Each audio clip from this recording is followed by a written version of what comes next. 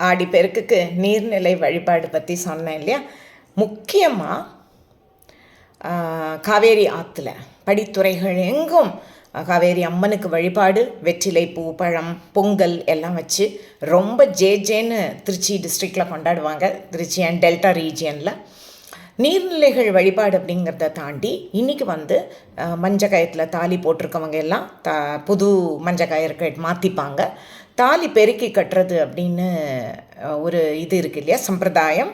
அது கூட இன்றைக்கி செய்வாங்க. புதுமண பெண்களுக்கு அந்த சடங்கு இன்றைக்கி செய்வாங்க.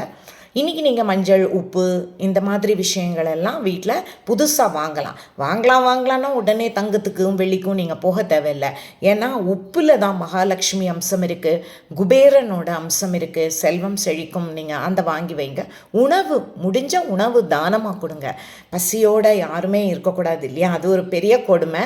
அதனால தானம் கொடுங்க. இன்றைக்கி 5:45 மணிக்கு மேலே நம்மளுக்கு இன்றைக்கி அமாவாசை. அதனால் நீங்கள் அந்த காரியங்கள், முன்னோர்களுக்கு செய்ய வேண்டிய காரியங்கள், அதை நீங்கள் செய்யலாம். என்றைக்குமே நம்ம முன்னோர்களை மறந்துடவே கூடாது. கடவுள் எவ்வளோ முக்கியமோ அது போலவே முன்னோர்கள் முக்கியம், நீர்நிலைகளும் முக்கியம்னு நமக்கு சொல்கிறது தான் இந்த விழா.